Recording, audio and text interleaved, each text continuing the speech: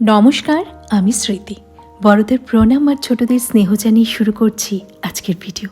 আজকে শনিবার, সময় এখন সকাল 8:30। সকাল সকাল যেমন দেখছো সুন্দর একটা রোদ উঠেছে, ঠিক তেমনই পাগল করা হাওয়া বইছে বাইরে। আর এই হাওয়াতেই আমাদের হাত পা এবং ঠোঁট ফাটতে শুরু করে। শীত যখন প্রচণ্ড থাকে তখন কিন্তু এই স্কিন রুক্ষ হয়ে যাওয়ার সমস্যাটা তুলনামূলক কম হয় এই সময়টার থেকে। সকালবেলা 1 কাপ চা, যেটা ভীষণ প্রয়োজন, আর সেই জন্য চাটা তৈরি করে নিচ্ছি নিজের জন্য। আজকে সকালে আমি নিজের জন্য লাল চাই করছি। সকাল সকাল ঘুম থেকে উঠে ফ্রেশ হয়ে কড়া করে 1 কাপ দুধ চা আমার ভীষণ প্রয়োজন। তাহলে যেন মনে হয় রাতের ঘুমটুম পালিয়ে গিয়ে একটা নতুন এনার্জি চলে আসে, নতুন করে দিনটা শুরু করার এবং কাজগুলোকে সুন্দর করে শেষ করার। কিন্তু সেই আমার হাতে আজকে লাল চায়ের কাপ। এর কারণটা আসলে মানুষ অভ্যেসের দাস। যেটাতে সে নিজেকে অভ্যস্ত করে ফেলবে, ঠিক সেইভাবে আমাদের মাথা, আমাদের মন সেটাতেই অভ্যস্ত হয়ে যাবে। তাই আমি ভাবছি কিছুদিন এই লাল চাটা খেয়ে দেখি, হয়তো আস্তে আস্তে দুধ চায়ের পরিবর্তে লাল চায়ে আমি অভ্যস্ত হয়ে পড়ব। আসলে সকাল সকাল দুধ চা খালি পেটে খাওয়া ভালো তো না, সেটা সবই জানি, সবই বুঝি, কিন্তু ওই যে বললাম একটা নেশা বা একটা অভ্যেস। তবে এই যে আজকে সকালে তোমাদেরকে এত বড় বড় কথা চায়ের কাপ হাতে নিয়ে বলছি, কদিন চাই দেখো, কালকেই না আমি আবার দুধ চা বানিয়ে খেতে বসি। যাকে চেষ্টা তো করতে পারি। আসলে কি জানো তো, আমার যেটা মনে হয়, আমি যেটাতে ভালো থাকবো, যেটা আমাকে ভালো রাখবে, বড়সড় কোনো সমস্যা না থাকলে সেগুলোকে একটু একটু আমাদের জীবনের সাথে জড়িয়ে রাখাই যায়। সকালবেলা 1 কাপ চায়ের সাথে আমি যে সময়টা কাটাই, সেটা যে কতটা দামি সেটা শুধু আমিই বুঝি। বেশ অনেকটা সময় আয়েশ করে চাটা খেয়ে এখন এই যে জলের বোতলগুলো ভরে রাখলাম। একে তো আজকে সকালটা একটু দেরিতেই শুরু হয়েছে, কারণ আজকে যে ছুটি। তবে সেই ছুটির কারণ প্রেম দিবস কিন্তু নয়। অনেককেই বলতে শুনেছি যারা ভালোবাসে তাদের কাছে আলাদা করে প্রেম দিবস বলে বলে কিছু হয় না, প্রত্যেকটা দিনই তাদের কাছে স্পেশাল। হয়তো হতেও পারে, কিন্তু আমার কি মনে হয় বলো তো, প্রত্যেকটা জিনিসেরই একটা স্পেশাল দিন কিন্তু থাকা ভালো। যেরকম ধরো জন্মদিন, আমাদের জন্মদিনটা যেরকম আমাদের কাছে স্পেশাল, প্রতিটা দিন কি সেটা স্পেশাল হয়? আমরা তো জন্মে প্রতিটি দিনের জন্যই বেঁচে আছি, তাই বলে কি প্রতিটা দিন আমাদের জন্মদিন? তা তো নয়।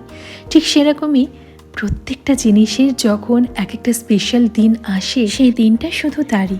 বিশাল বড়সড় কোনো সারপ্রাইজ গিফট বা কোনো কিছুর মাধ্যমে সেই দিনটা সেলিব্রেট করতে হবে তা কিন্তু নয়।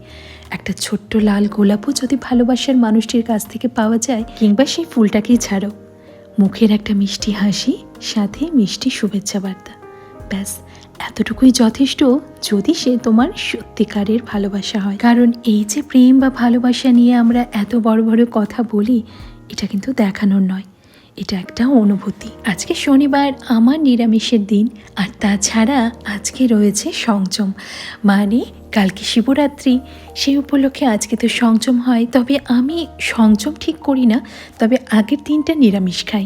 আর এমনিতেই আজকে শনিবার পড়েছে, তো সবার জন্যই আজকে নিরামিষই রান্না করব, কারণ সবাই আজকে নিরামিষই খাবে। কালকে আমার বাড়িতে আমার ছেলে বাদে সবাই শিবরাত্রির উপোস করে, সেই কারণে আজ সবাই নিরামিষই খাবে। ফ্রিজ খুলে তাই দেখে দেখে সবজিগুলো বের করে নিচ্ছি যে আজকে কী রান্না করা যায়। কারণ যেহেতু আজকে ছুটি ছিল, কালকে রাতে না আমি সবজি টবজি কেটে রাখিনি। এটা হয় আমার সাথে, যদি পরের দিন ছুটি থাকে তাহলে আগের দিন রাতে আমি সেই সবজি কাটাকাটির ঝামেলাটা রাখি না, কারণ পরের দিন যেহেতু তাড়াহুড়োর ব্যাপারটাই থাকে না। আর এই যে বেগুনটা একটা লাউয়ের সমান বলতে পারো।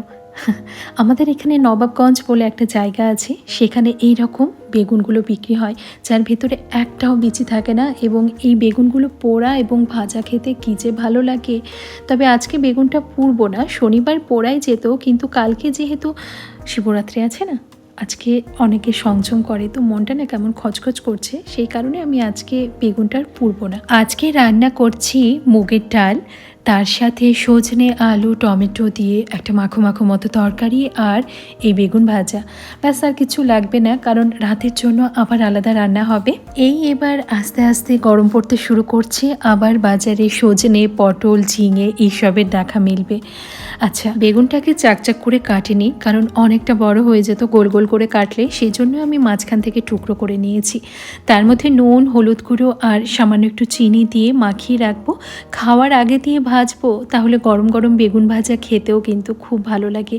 আর এই বেগুনগুলো না ভাজার সময় আবার প্রচণ্ড তেল টেনে নেয়, তার একটা উপায় আছে তেল কম টানার, সেটা তোমাদের সাথে শেয়ার করব। আচ্ছা, নুন হলুদ মাখিয়ে কিছুক্ষণের জন্য ঢেকে রেখে দেব, তাহলে বেগুনের ভেতর নুন মিষ্টি ভালোভাবে ঢুকে যাবে, আর সেই ভাজাটা খেতে কিন্তু বেশি ভালো লাগে।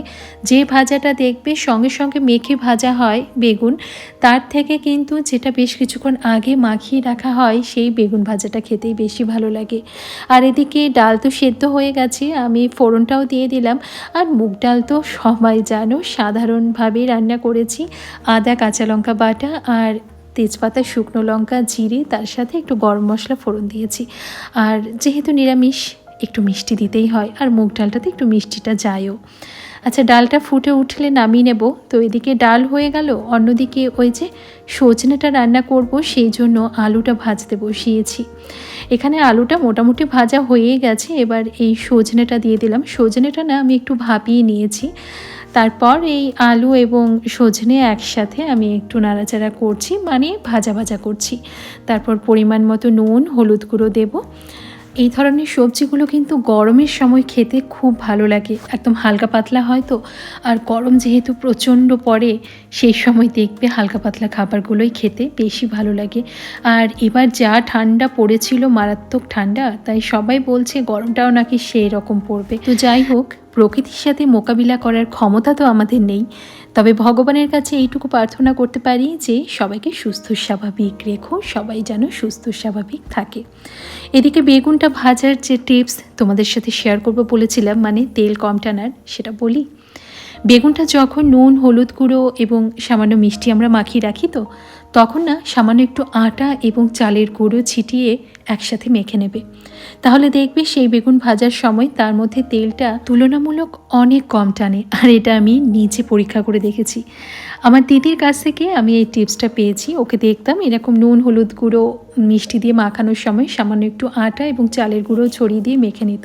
তো ওই বলেছিল এরকম মাখিয়ে নিবি, দেখবি তেল অনেকটা কম টানে। আর আমি যখন দেখলাম যে হ্যাঁ ঠিক তাই। দেখো, এর আগে তোমাদেরকে বলেছিলাম না, আমরা প্রত্যেকের কাছ থেকে কিছু না কিছু প্রতিদিন শিখছি, আর শেখার সত্যি কোনো বয়স হয় না। আমি আমার 60 বছর বয়সেও হয়তো আরও অনেক কিছু, আরও নতুন কিছু শিখবো।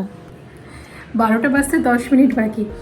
অন্যান্য দিন ওই সকালবেলা রান্নাবান্না হয়ে যায়, যেদিন সব কিছু বন্ধ থাকে ছুটি ছাটা থাকে সেদিন রান্নাবান্না করতে শেষ হতে একটু দেরি হয়ে যায়, কারণ সব কিছুই যেহেতু দেরি করে শুরু করি।